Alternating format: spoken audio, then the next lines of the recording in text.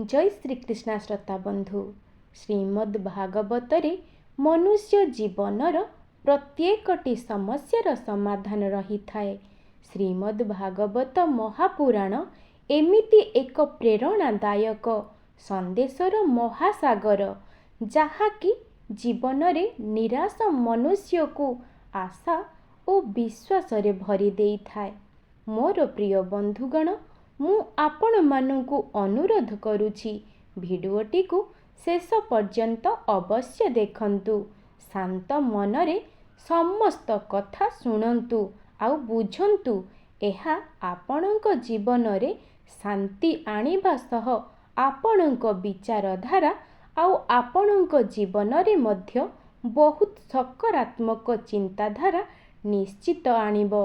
बंधुगण, मु एहा ग्यारंटी सह कहूछि, जिए भी एही श्रीमद् भागवत महापुराण को शेष पर्यंत शुणिब एवं एहार ज्ञान को निजर जीवन शैली रे एहाकु व्यवहार करिब, निश्चित भावे सेही व्यक्तिर समस्त समस्या और असुविधा संपूर्ण भावे दूरीभूत हेबो।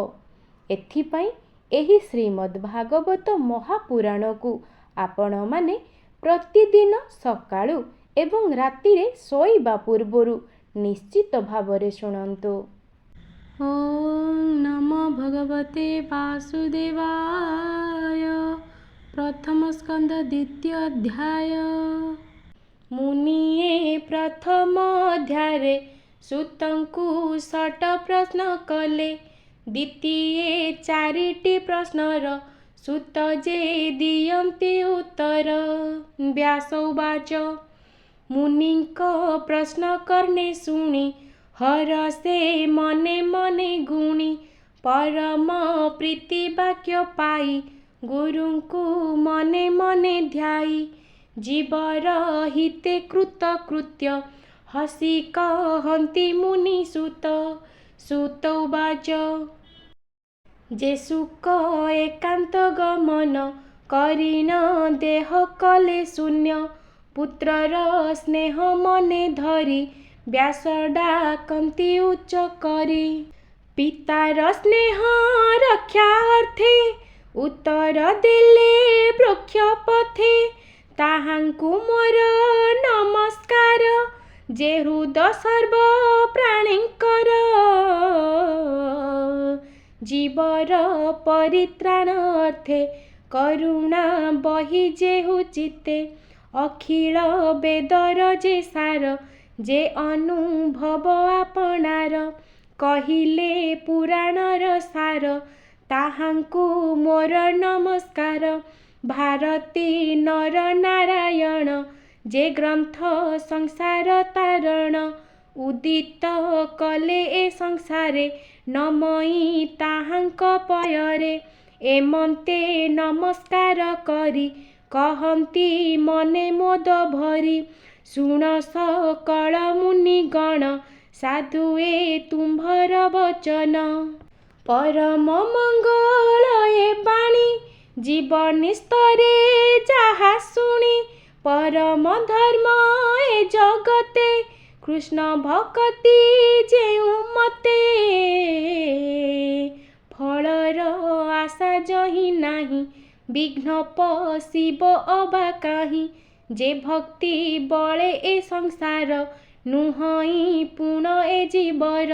भक्ति कले ज्ञान होए जीवन पड़े माया मोहे। कृष्ण चरित शुणी जेबे भक्ति न जन्मे मूढ़ भावे। केवल श्रम ताहांकर काहू तरिबे तम घोर। जे धर्म फल मुख हुए ता प्रयोजन अर्थ नुहे। धर्मे अरजी जे बाधन भोग न होए ता प्रयोजन। इंद्रिय प्रिय भोग जेते लोभे भ्रमांति काम अर्थे। जाबत जीवन धरई काम भोगरे सुख काहि। जीवर तत्व जानिबार केवल परमार्थ सार। तत्व विचारी ज्ञानी जेते ଜ୍ଞାନ କହନ୍ତି ଏ ଜଗତେ କେହୁ କହନ୍ତି ବ୍ରହ୍ମ ତତ୍ତ୍ୱ କେ ଅବା ବୋଲେ ପରମାତ୍ମ କେହୁ ବୋଲନ୍ତି ଭଗବାନ ନିର୍ମଳ ଅଦ୍ୱୟ ଯେ ଜ୍ଞାନ ଏ ଭାବେ ଶ୍ରଦ୍ଧା ଯେ ବହନ୍ତି ଜ୍ଞାନ ବୈରାଗ୍ୟ ଆଚରନ୍ତି କରନ୍ତି ବିଷ୍ଣୁରେ ଭକତି ଆତ୍ମାରେ ଆତ୍ମାକୁ ଦେଖନ୍ତି ଏଣୁ ଏ ଅଖିଳ ଜଗତେ ଅଛନ୍ତି ବର୍ଣ୍ଣାଶ୍ରମୀ ଯେତେ ସ୍ୱଭାବ ଧର୍ମ ଆଚରଣେ ଭକ୍ତି ଯେ କରେ ନାରାୟଣେ ତେଣେ ସନ୍ତୋଷ ବିଷ୍ଣୁ ହୋଇ ପ୍ରାଣୀଙ୍କି ଚଉବର୍ଗ ଦେଇ ଏ ଘେନି ହୋଇ ଏକ ମନ ଭାବେ ତୋ ଶିବ ଭଗବାନ ବିଷ୍ଣୁର ଗୁଣ କର୍ମ ଯେତେ ନିତ୍ୟ ଶୁଣିବ କର୍ଣ୍ଣ ପଥେ ନିର୍ମଳ କରି ବୁଦ୍ଧି ମନ ନିରତେ କରିବ କୀର୍ତ୍ତନ ଧ୍ୟାନେ ଚିନ୍ତିବ ବିଷ୍ଣୁ ମୂର୍ତ୍ତି ପୂଜା କରିବ ନୀତି ନୀତି ଏ ଭାବେ ଭକ୍ତି ଯୋଗ ବଢ଼େ କର୍ମ ବନ୍ଧନ ବେଗେ ଛିଡ଼େ ଏଣୁ ଜଗତେ ଜ୍ଞାନୀ ଯେହି ହରି ନ ଭଜି କେବା ରହି କୃଷ୍ଣ କଥାରେ ରତି ଯାର ସେ ପ୍ରାଣୀ ଭବ ମଧ୍ୟେ ସାର ହରି କଥାରେ ଯାର ଶ୍ରଦ୍ଧା ତାକୁ ନ ଲାଗେ ଭବ ବାଧା ପୁଣ୍ୟ ତୀର୍ଥକୁ ଆଶ୍ରୟ କଲେ ସେ ତୀର୍ଥେ ସାଧୁ ସଙ୍ଗ ମିଳେ ଭକତ ସଙ୍ଗେ ଯେବେ ମିଶେ ତେବେ ସେ ହରି ରସେ ରସେ କୃଷ୍ଣର କଥା ଯେ ଶୁଣନ୍ତି ବଦନେ ମହିମା ଗୁଣନ୍ତି ତାହାଙ୍କ ହୃଦେ ହରି ବସେ ସକଳ କଳ୍ମଷ ବିନାଶେ ସେ ପୁଣ୍ୟ ଶ୍ରବଣ କୀର୍ତ୍ତନ ବେଦେ କହନ୍ତି ମୁନିଜନ ସାଧୁ ଜନଙ୍କ ମିତ୍ର ହରି ଏଣୁ ଭକତଙ୍କୁ ଆବରି ହେଳେ ତାରଇ ଭବ ସିନ୍ଧୁ ଯେଣୁ ଭକତ ଜନ ବନ୍ଧୁ ଭକତ ଜନ ସେବା ଫଳେ ଦହନ ହୁଅନ୍ତି ଅମଙ୍ଗଳେ ତେବେ ସେ ଗୋବିନ୍ଦ ବିଷये ଭକ୍ତି ଉପୁଜେ ନର ଦେହେ ସ୍ୱଭାବେ ରଜତମ ଦୁଇ କାମ ଲୋଭାଦି ଯେତେ ଥାଇ ଚିତୁ ବାହାର ହୋଇ ଯାନ୍ତି ସାତ୍ୱିକ ଭାବ ଆବରନ୍ତି ଏହି ପ୍ରକାରେ ଯେବେ ମନ ହୋଇବ ନିର୍ମଳ ପ୍ରସନ୍ନ ତେବେ ସେ ଭକ୍ତି ଯୋଗ ବଳେ ବିଷ୍ଣୁ ଭକତ ସଙ୍ଗ ମେଳେ ନିର୍ମଳ ଜ୍ଞାନ ପ୍ରକାଶଇ ଜନ୍ମ ମରଣ ଆଉ କାହିଁ ଅଶେଷ ଜନ୍ମ ଗ୍ରନ୍ଥି ବନ୍ଧ ଏଣେ ଛିଣ୍ଡଇ ସର୍ବଦ୍ୱନ୍ଦ୍ୱ ସର୍ବ ସଂଶୟ ତୁଲେ କର୍ମ ତୁଟଇ ବିଶ୍ୱ ମାୟା ଭ୍ରମ ଆତ୍ମାରେ ଆତ୍ମାକୁ ଦେଖନ୍ତି ଜନ୍ମ ମରଣେ ନାହିଁ ଭୀତି ଏଣୁ ପଣ୍ଡିତ ଜନ ଯେତେ ଆନନ୍ଦେ ଭକ୍ତି ଯୋଗ ମତେ ହରି ବିଷୟ ଦୃଢ଼ ଚିତ୍ତେ ନିତ୍ୟ ଚିନ୍ତନ୍ତି ଆତ୍ମହିତେ ବିଷ୍ଣୁର ମାୟାରୁ ସମ୍ଭୂତ ଆଦି ପ୍ରକୃତି ଜନମତ ଯେ ସତ୍ୱ ରଜତମ ଗୁଣ ସୃଷ୍ଟି ପାଳନ ସଂହାରଣ ଅନାଦି ପରମ ପୁରୁଷ ଏ ତିନି ଗୁଣେ ଯେ ପ୍ରକାଶ ଏ ତିନି ଗୁଣେ ସେ ପ୍ରକାଶ ସୃଷ୍ଟି ଉଦୟେ ବ୍ରହ୍ମା ହୋଇ ପାଳନେ ବିଷ୍ଣୁ ସେ ବୋଲାଇ ସଂହାର କାଳେ ରୁଦ୍ର ରୂପେ ସୁଖେ ବିହରେ ମୋହ କଳ୍ପେ ସେ ଶୁଦ୍ଧ ସତ୍ୱ ବିଷ୍ଣୁ ଦେହେ ଜନ୍ତୁଙ୍କ ଶ୍ରେୟ ଗୁଣ ବହେ କାଷ୍ଠ ସଂଯୋଗେ ଧୂମ ଜାତ ଧୂମରୁ ଅନଳ ସମ୍ଭୂତ ତ୍ରୟୀ ବିଭାଗ ଏ ପ୍ରମାଣ ତାମସ ରଜ ସତ୍ୱ ଗୁଣ ଏ ଭାବେ ବ୍ରହ୍ମ ପରିମାଣି ଭବ ସାଗରୁ ତରେ ପ୍ରାଣୀ ନିର୍ମଳ ଚେତା ମୁନି ଯେତେ ବିଚାର କରି ଆତ୍ମା ହିତେ। ବିଷ୍ଣୁ ବିଶୁଦ୍ଧ ସତ୍ୱ ଜାଣି ଭଜିଲେ ମୋକ୍ଷ ପରିମାଣି।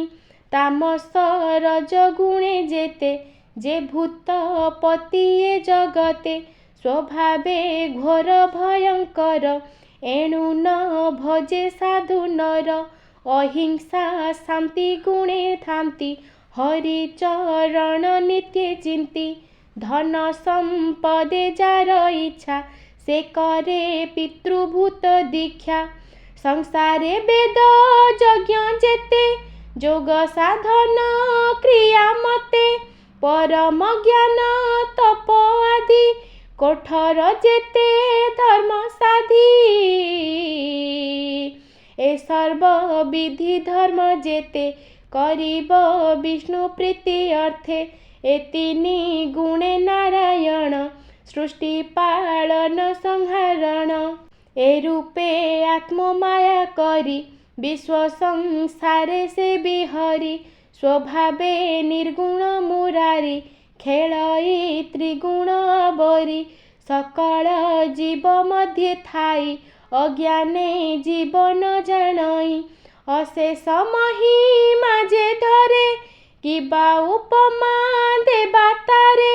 ସକଳ ଭୂତେ ହରି ବସେ କ୍ଷେତ୍ରଜ୍ଞ ରୂପେ ପରକାଶେ। ଅଗ୍ନି ଯେ ସନେ କାଷ୍ଠେ ଥାଇ ସେ ରୂପେ ବିଶ୍ୱ ଆତ୍ମା ସେହି। ଭୂତ ଇନ୍ଦ୍ରିୟ ମନ କରି ନିର୍ମିତ ଅଟେ ଭୂତ ଚାରି। ସ୍ୱତନ୍ତ୍ରେ ସେହୁ ଦେହେ ଥାଇ ବିଷୟ ଭୋଗକୁ କରଇ। ଦେବତୀ ଯଜ୍ଞ ନର ଆଦି ଯେ ଲୀଳାବତାର ପ୍ରସିଦ୍ଧି। ତହିଁରେ ଅନୁରକ୍ତ ହୋଇ ପାଳଇ ସତ୍ୱଗୁଣ ବହି। ସେ ହରି ଚରଣ ପଙ୍କଜ ସୁଜନେ ମନ ଦେଇ ଭଜ। କହଇ ଦାସ ଜଗନ୍ନାଥ ଗୀତ ପ୍ରବନ୍ଧେ ଭାଗବତ।